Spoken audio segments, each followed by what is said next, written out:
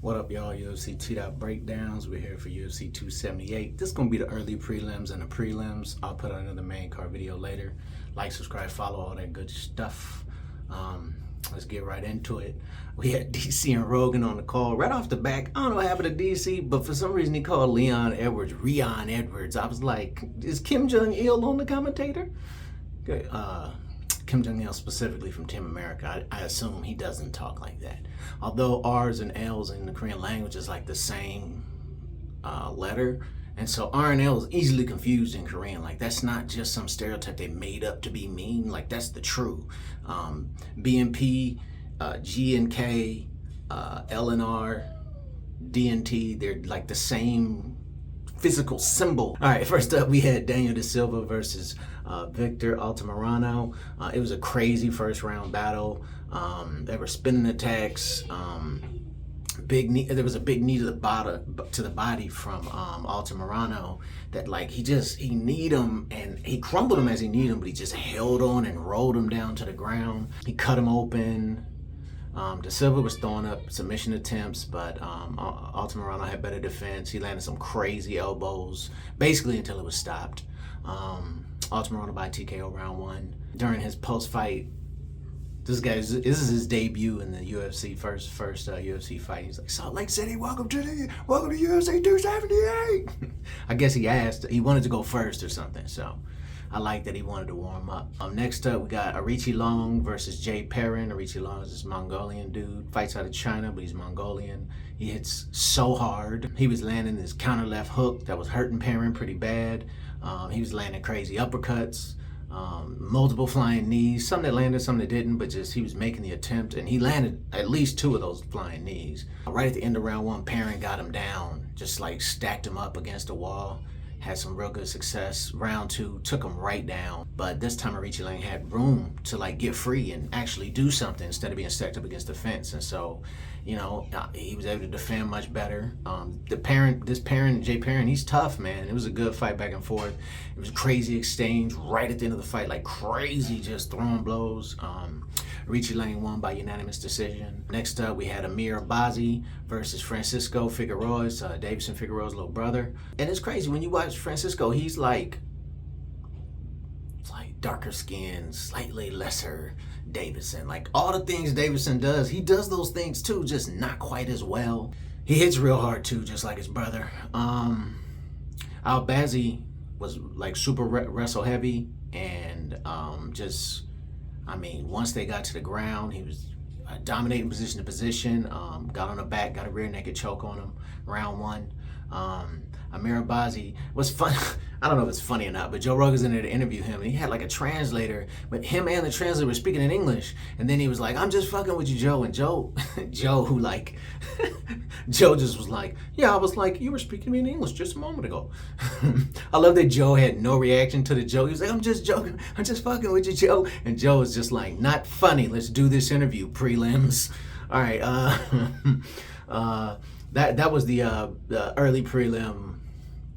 I don't know, what do you call it? Feature fight. That's what. First fight on the prelims. What's funny is in the early prelims, Joe Rogan just had on like a button-up shirt and a loosely tied tie. But then once the prelims started, he put on his coat and he just had on a black suit, white shirt, black tie, loose collar, not even button on his shirt. He literally looked like one of the Blues Brothers. Like, he could have had a saxophone right there.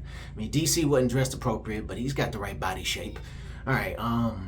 I'm not knocking DC. We have very similar body shape. I'm a lot smaller than him, but very similar body shapes. The first up, we had AJ Fletcher versus Ange Lusa. Ange Lusa must have landed 150 right overhand specifically. Just, I don't know what was going on, but there was a point where he was just like right hand, and he was landing like all of them. He just was throwing that right hand, and it just was landing. Like, I don't know if it was a speed thing or if he's like awkward the way he throws. I just know he landed that right hand so many times. The first round and most of the second round, Lusa looked like he was in full control. But AJ Fletcher just stayed in there, kept the pressure on him. I feel like he ended round 2 kind of on the winning foot. By round 3, they both fully gassed by round 3. I mean, by round 3, I don't remember exactly when, but I'm going to guess it was within the first 15 seconds of the round. They just fell into a lover's embrace on the ground, and just cuddled there until the bell rung. Lusa by unanimous decision. It's Lusa on the mic, man. This motherfucker has so much to say, I don't want to hear one more word out of his mouth. Yes, I'd like to thank my people who are doing their thing, and I'd like to thank my coach and the people I came from. Like, yikes. Good thing he's fun in the ring, because that interview was dry.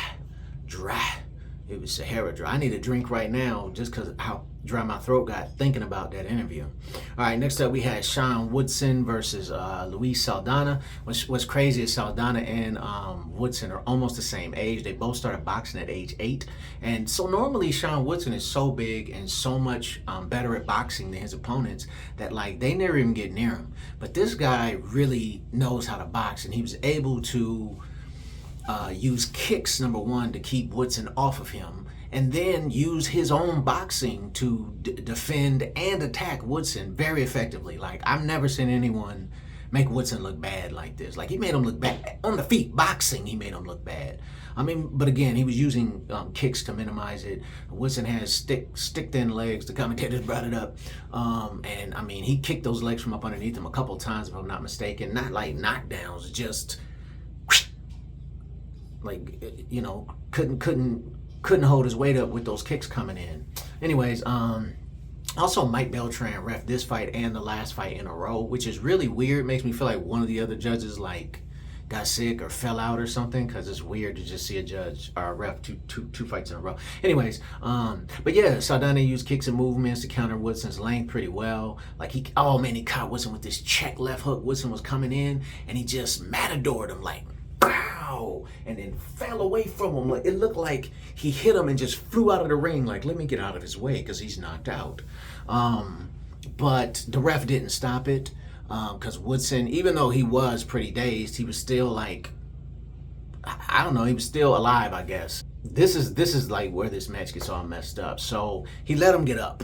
Like, yeah, what are you gonna do? He was taunting at him. He beating him up more. He catches him with a jab. Bow! Woodson goes flying across the ring because that's how messed up he was. His balance and his equilibrium was so off that that jab flung him across the ring. It wasn't even a hard punch, right? So he goes down this time. So for some reason, instead of, I don't know, grounding, pounding, or looking for a submission, Saldana ran in and kneed Woodson in the head while he was sitting on the ground. So Beltran jumped in, stopped it. Time, took a point. Woodson was like, I'm ready to go. He had 5 minutes, but it only took like 2 because he's, probably concussed because he just got kneed right on top of his head. Rogan was like, I think it was in the chest. And they showed a replay. He was like, no, that was right on the head. Sorry, it was the other angle. At the end of the round, Saldana was like, ugh, I don't know what just happened. So then round 2, Saldana thought he won the fight. He was up on the ring like, yeah, woo, got him. Saldana took Woodson down and he got him in the craziest submission. Like his arm was wrapped up in his leg. I don't know if you can see that. I'm not flexible enough. Anyways, his arm was wrapped underneath it. He was just like, it looked like a spider wrapping up its prey. That's what it looked like. And he just held that forever, and Saldana couldn't get free, but Saldana also wasn't really getting choked, so he was just kind of like, what is happening? And so at the end of that round, because he sat in that position forever, at the end of that round, Saldana was walking away just like, I don't know what the hell just happened. So round 3, can't believe we're in round 3 of this, right? Woodson actually did really well in round 3. He was doing pretty well.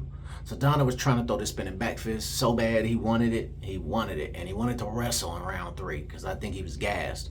The elevation really messed people up, I believe, because a lot of fighters who don't normally gassed.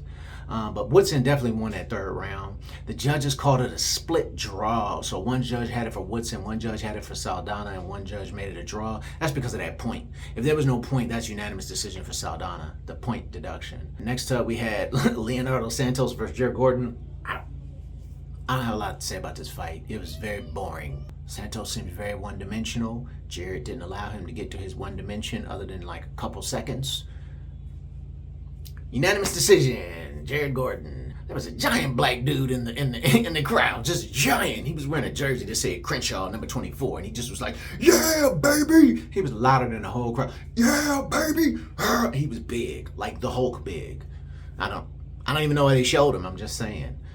So for the feature prelim, we had Marcin Tybura versus Alexander Romanov. This dude, Alexander Romanov, is a bully, man. This guy was picking Marcin Tybura up and just throwing him down. Like, who is doing that in the heavyweights like that? Like, did it multiple times. I think the biggest difference, though, is just the level of competition. Marcin Tybura is like, I'm not just gonna let you throw me around, like I'm not a heavyweight. Also, there was a low blow that just got like overturned by a replay, which I love. Because there's so many times where they should look at that replay. They don't get the call, or they get the call wrong. I love the fact that they was like, oh, it's a low blow. And they looked at the replay and was like, it's not. Get back in here and fight. It was great. It was a body blow. Also, all jokes aside though, that Romanov dude had a lot of reason to be complaining because apparently he was hit with a groin shot in the past that sent him to the hospital for 2 weeks. So if anyone wants to use caution with low blows, it's probably that dude. You know what I'm saying? Tybura really turned it into a fight by the end of this. He wasn't letting Romanov bully him anymore. He was starting to bully him a little bit physically. He was winning and striking. Third round literally looked like they were sparring though, because I'm pretty sure they were both gassed. And it just looked like a sparring match. Like they was just like, let's go light, no headshots, body blows only. And they just kind of jumped around for a round. The crowd didn't like that much. Tybura won by majority decision. I can't really knock the one that got it a draw because the early on, Romanov was really just tossing Tybura around. But anyways, I think that's it for this video. That's your prelims and your early prelims. I'll be back in a minute with the main event.